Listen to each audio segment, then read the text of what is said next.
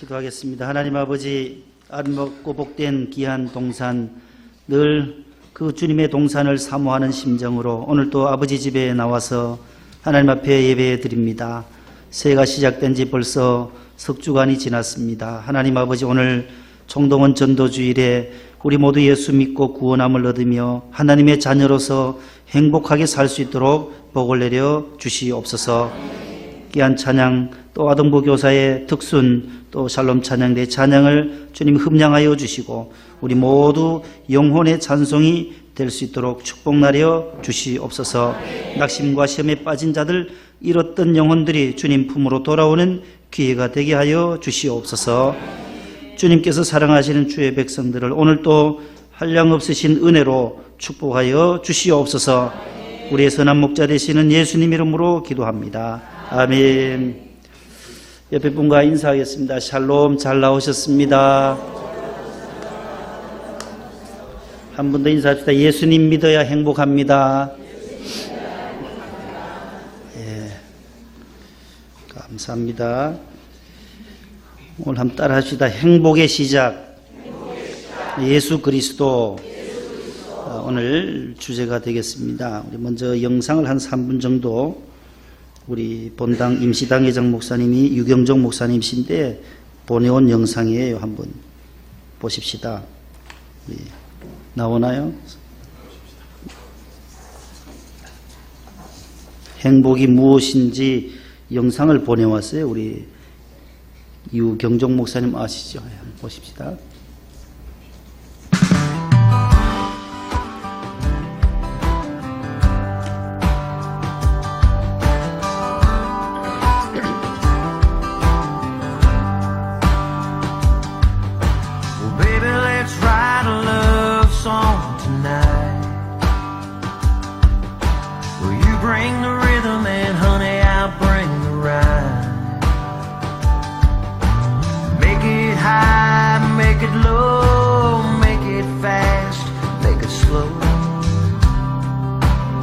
Let's write a love song.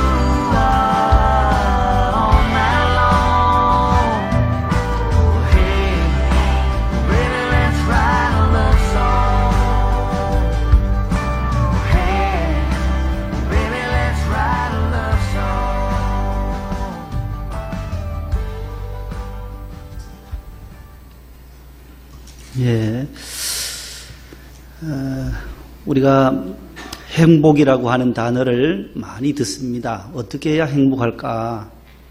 우리 모든 많은 사람들이 공부하는 것도 행복하기 위함이고, 사업에서 성공하는 것도 또 우리가 행복하기 위해서다. 결혼하는 것도 왜 결혼하냐? 우리가 행복하기 위해서 결혼합니다. 그렇게 대답들을 합니다. 그런데 이 행복이라고 하는 것이 그렇게 쉽게 우리에게 주어지는 것은 아니다라는 겁니다. 모든 사람들이 다 행복하다면 얼마나 좋겠습니까?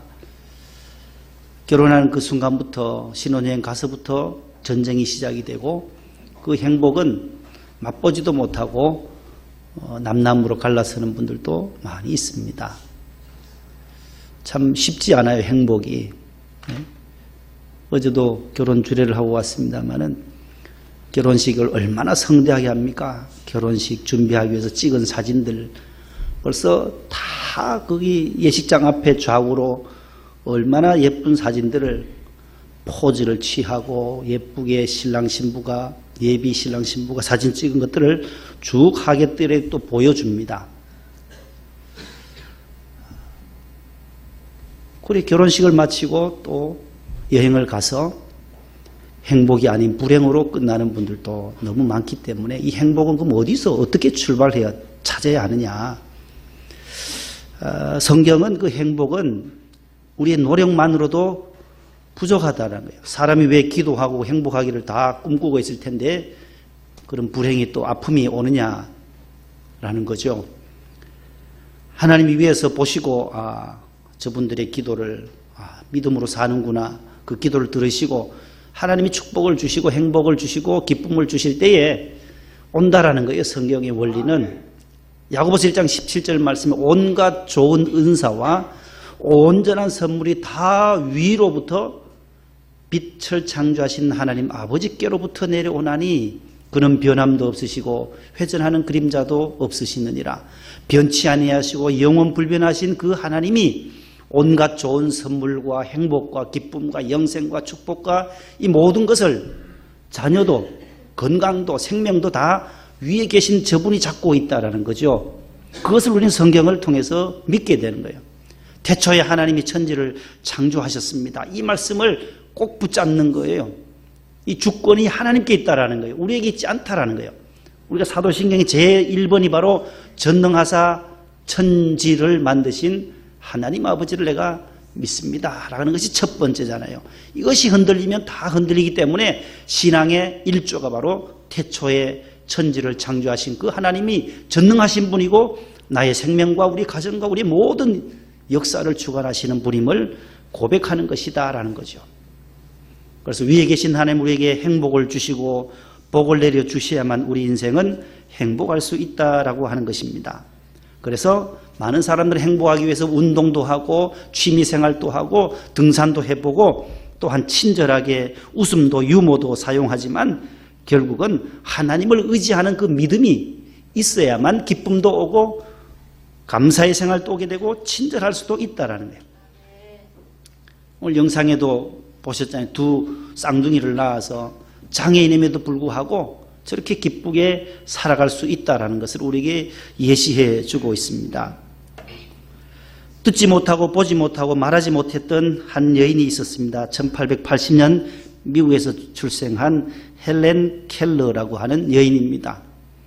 88세를 살면서 1968년도에 천국으로 입성하신 헬렌 켈러 많이 들으셨죠?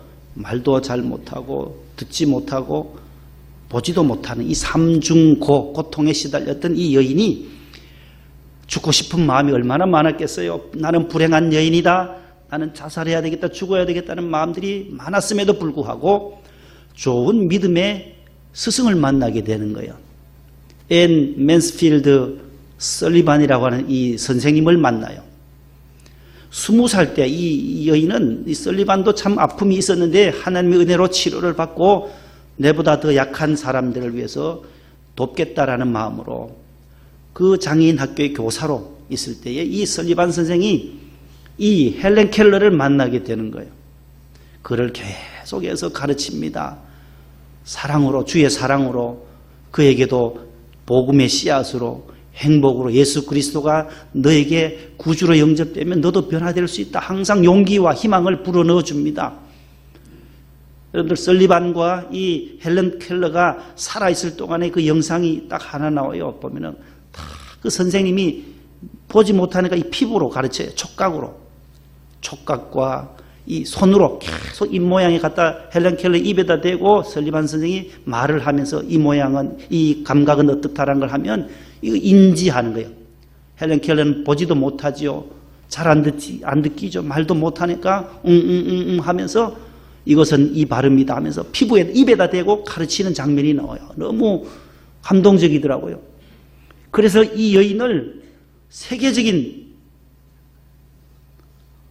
대학까지 나오게 해요. 시각장애인으로서 최초의 석사학위를 받게 돼요.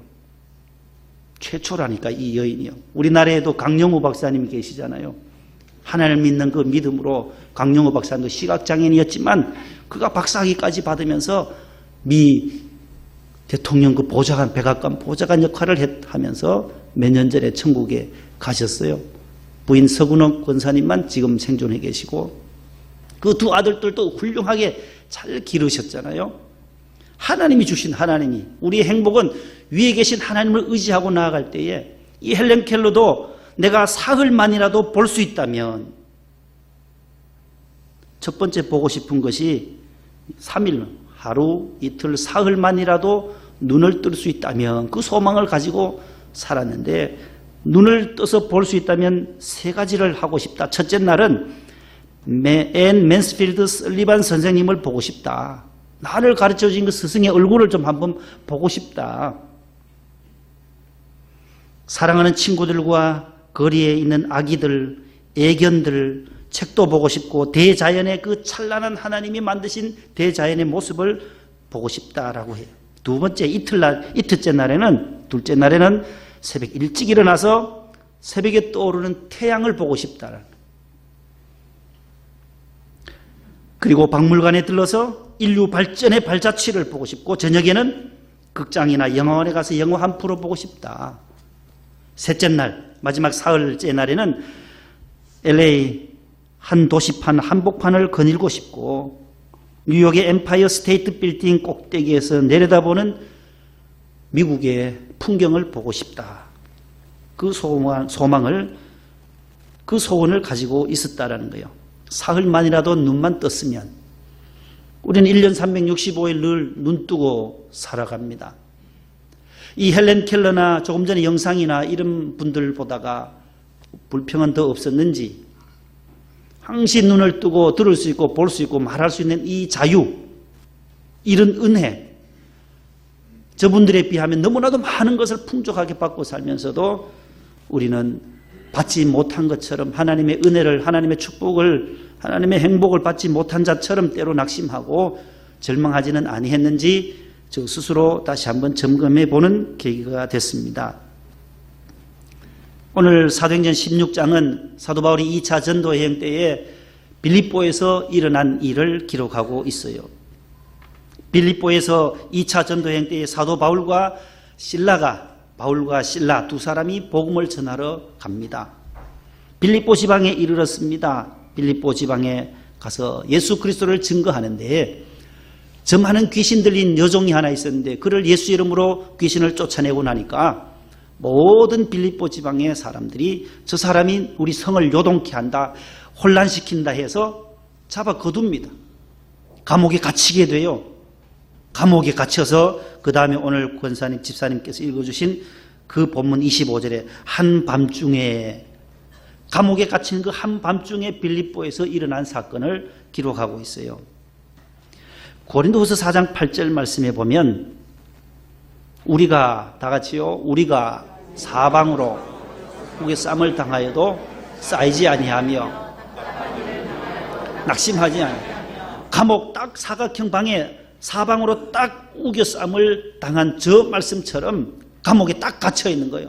딱 갇혀 있어요. 사방으로 꽉 우겨쌈을 당해서. 아니, 내가 복음 전하는 거 하루 다녔는데 왜 이렇게 감옥에 갇혔을까? 바울이 낙심할 수도 있었을 거 아니에요. 아, 이제 복음의 문이 딱 닫혀서 이제는 더 이상 복음을 못 전하게 되는구나, 그렇게 생각할 수도 있어요. 그 다음에 보세요. 쌓이지 않는다. 아무리 감옥에 갇혀도 복음은 전진한다라는 거예요. 답답한 일 당했잖아요. 지금 얼마나 답답해요. 예? 복음 전에서 점점 복음 전파로 다녀야 되는데 딱 가둬두니까, 바울과 실라를 감옥에 갇혀두니 얼마나 답답한 일이겠어요.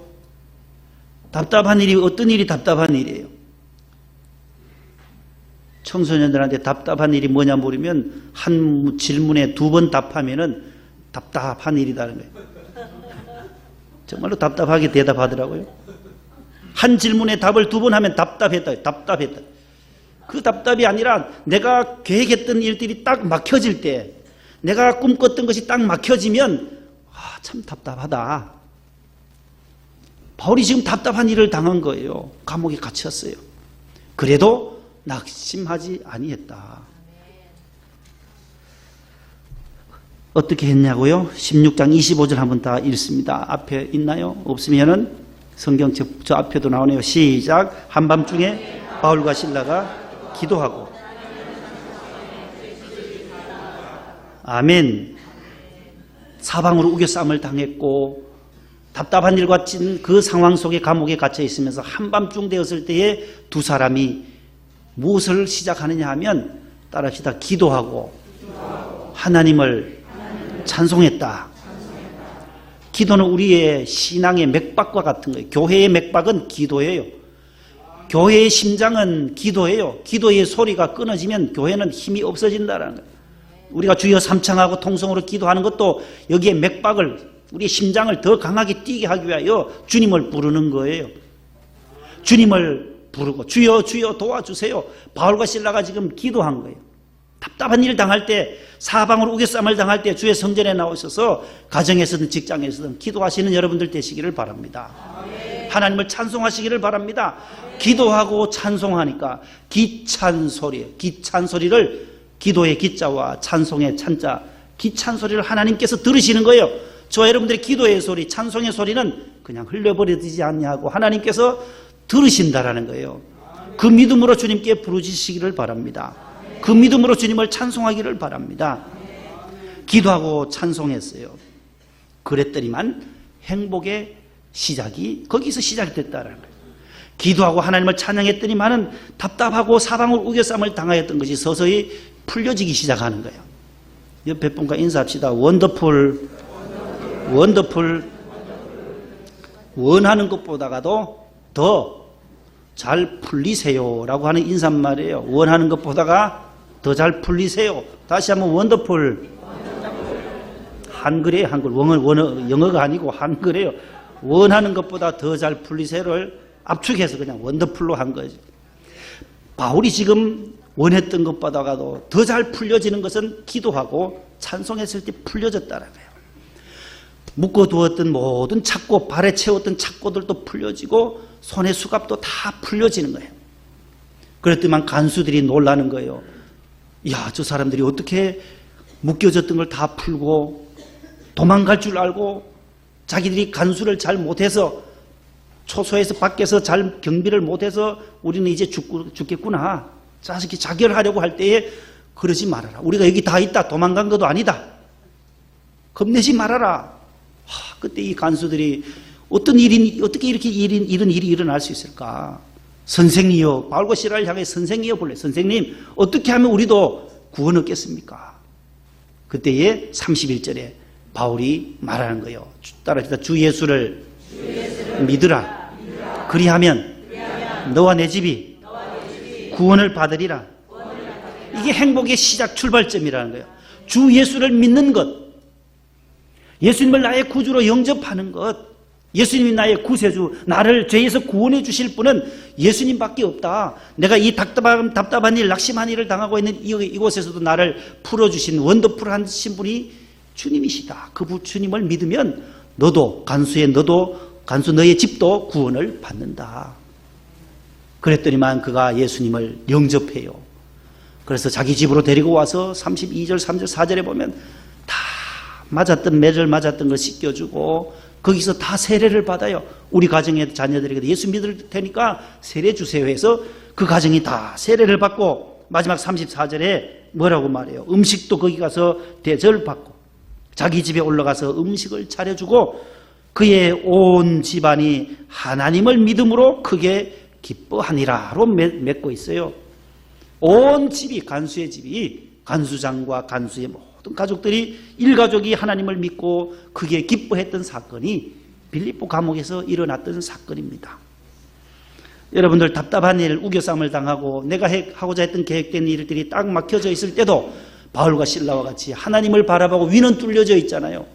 사방으로 딱 막혀 있어도 위는 뚫려져 있어요. 위에 계신 하나님 바라보고 다니엘이 사드락과 메삭과 아벳노고가 바벨론의 포로로 끌려가서도 사자굴에서도 하나님을 바라보고 기도했을 때에 하나님이 그들을 살려주셨듯이 저 여러분도 이 위기의 상황 속에서도 어려운 상황 속에서도 저와 여러분들을 하나님께서 지키시고 돌보아 주실 줄로 믿습니다. 로마서 10장 10절과 13절에도 이런 말씀이 나와요. 사람이 시작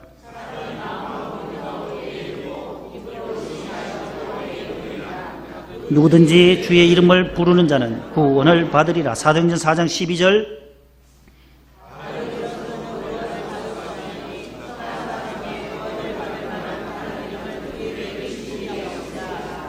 아멘. 구원이라는 거예요. 우리에게 꼭 필요한 것은 죄 지은 죄인들에게 필요한 것은 구원이라는 거예요. 그 구원을 이루기 위해서 예수님이 이 땅에 오셨고 다른 사람으로서는 안 된다는 오직 예수 그리스도 구원. 예수님의 이름의 뜻이 바로 구원자라고 했어요. 구원자. 따라합시다. 구원자, 구세주, 구주, 세이비어라고 하는 그 단어 구수, 소테리아라고 하는 예수님의 이름의 뜻은 예수스라는 뜻이 바로 구원자라는 뜻이에요. 나를 죄에서 구원해 주신 분, 그분이 예수님이라는 거예요. 지난주 13일 날부터 이번 주 25일까지 2주간을 네팔에 가서 봉사하던 충남 교육청 소속의 교사들이 네팔에 갔었어요. 네팔 아세요? 팔이 4개가 있는 나라가 네팔인데 중국과 인도와 네팔이 3개국 사이에 에베레스트 산도 있고 8,000고지가 넘는 봉들이 14개나 있어요. 안나푸르나라고 하는 8,091m 된다는데 그 등산 코스가 있나 봐요. 그 트레킹을 하러 나갔대요. 11분이 갔는데 교사들이 가서 봉사활동하고 거기에 또 공부방도 하고 거기서 봉사활동하러 갔는데 잠시 쉬는 시간에 두 사람은 피곤해서 숙소에 머물고 11명 갔으니까 그러면 두 사람이 머물면 몇 명이 간 거예요? 9명이 트레킹을 간 거예요. 산행을 갔어요. 나들이 차 이제 등산 코스를 따라 9명이 갔는데 네 분이 그 눈이 많나 봐요. 저는 거기 한 번도 안 가봤는데 사진을 보니까 눈이 너무 많아요. 비하고 눈이 그냥 산에서 그냥 눈 사태로 꾹 길로 걸어가는데 위에서 내려오는 건 보입니까? 뭐 어마어마한 산더미만 것이 내려오니까 그대로 덮쳤다라는 거예요. 너무나도 안타깝고 참 비참한 일이 일어났어요.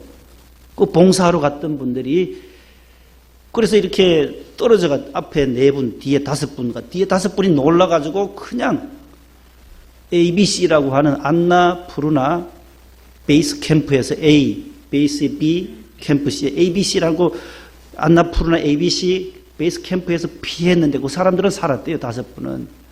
근데 4분은 아직 실종 상태라는 거예요. 그 눈이 그냥 사태가 눈 사태 우리는 뭐 잘 못 느끼잖아요. 한국에 살면 눈 사태가 눈이 와서 뭐 천막은 무너지고 비닐하우스는 무너지는 거는 봤지만 산에서 그렇게 때리니까 그대로 당한 거죠. 너무나도 안타깝고 지금 수습 중인데 조난자들을 구원해내는 거예요. 한국에서도 지금 막 싣고 가서 찾으러 가고 지금 비상대책 해가지고 찾으러 가는데 죽어가는 사람을 구조해내는 것.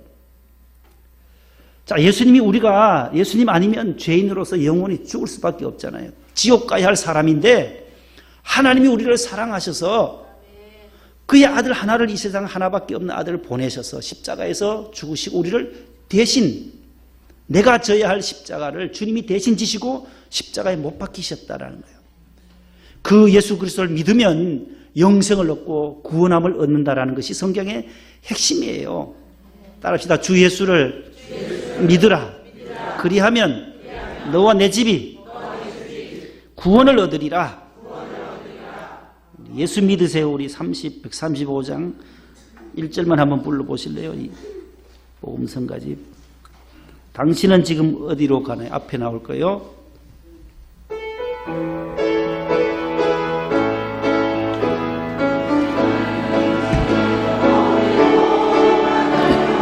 발걸음 무겁게 이 세상 어디 쉴 곳 있나요? 어디 물 곳 있나요? 예수 안에는 안식이 있어요. 평안이 넘쳐요. 십자가 보혈 믿는 자마다 구원을 받아요. 예수 믿으세요. 예수 믿으세요. 예수 믿으세요. 예수 믿으세요. 예수 믿으세요. 할렐루야. 우리가 어디로 가야 할지 모를 때 예수님은 우리의 방향을 가르쳐 주십니다. 방황하고 길 잃은 영혼들을 제 길로 가도록 인도하시는 분이 바로 예수님이세요. 홈커먼 주일 오늘 마지막 총동원 주일인데 처음 오신 분들 혹시 계시는지요? 지금 눈에는 잘 안 보이는데 3부에도 오실지 지금까지 한 22분이 오셨어요. 4주간에 걸쳐서. 여러분들이 전도 많이 해주셨고 기도해 주셔서 감사드리고 간증도 하고 본당에는 간증도 하고 하는데 올해는 우리 집사님이 또 감기 몸살이라서 못 하신대. 내년에는 또 기회가 되면 하시면 참 좋겠고 우리 이무선 집사님 간증이 참 귀해요. 너무 하나님 믿고 42년간을 운행한 그 사건들 읽어보면 참 간증거리가 너무 많더라고요. 이라크로 가서 수송하러 그때 몇 년도였어요 그게요? 78년? 비행기로 우리 교민을 실으러 막 급박히 또 78년도에 또 가셨대. 이라크에서요? 이라크로. 전쟁 났었나 그때요? 78년도에? 저는 어려가지고 그때 잘 몰랐는데 이라크 전이 그때 있었어요. 그때 가서 교민들 다 수송해 오고요. 막 미사일 피해가지고 다 싣고 오는 작업을 집사님이 하셨다고 간증하시더라고요. 거기 책에 보니까. 여기 앞에 계신 우리 박 집사님도 저 절에 다녔잖아요. 절에. 저 간증하면 내년에 한번 하세요. 예? 저분 간증 들어보면 이야 불교에 빠져가지고요. 몇십 년을 불교에 심취 있는데 저렇게 예수 믿고 아드님 저 본당에 원집사님 맞죠? 안수집사님 다 권사님 다 되고요. 자녀들이 불교 저 동화사 알아요? 동화사 어디 있어요 그게? 팔먼산에 있던데 팔공산 먼 바위라 거기요. 갓바위를 그렇게 올라가셨대. 그리고 갓바위에 얼마나 가셨는지 모르는데 거기에 빌러 그 바위에 그 갓 쓰고 있나요 바위가? 저는 못 가봤는데 이래 대구 쪽으로 문산 가다 보면 이래 보여요. 팔공산 화살표는 보이는데 어디쯤인지는 모르겠어요. 갓만 이렇게 저 높은 산에 뭐가 있겠구나.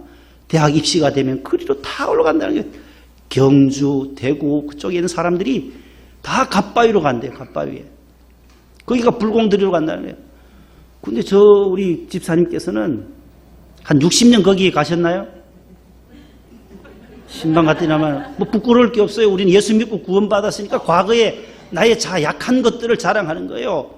우리 원로 목사님 설교 들어보세요. 맨날 화투친 얘기 하잖아요. 옛날에 화투치고 내가 소똥 쳐내고. 그게 부끄러운 게 아니에요. 바울처럼 나는 자랑할 것 없다. 나 과거에 이랬었는데 나는 예수 믿고 지금 이렇게 믿음으로 산다라는 것을 고백하는 것이 간증이에요. 계속 80 나오니 어제 아침에도 화투 얘기하시고 계속 화투 얘기.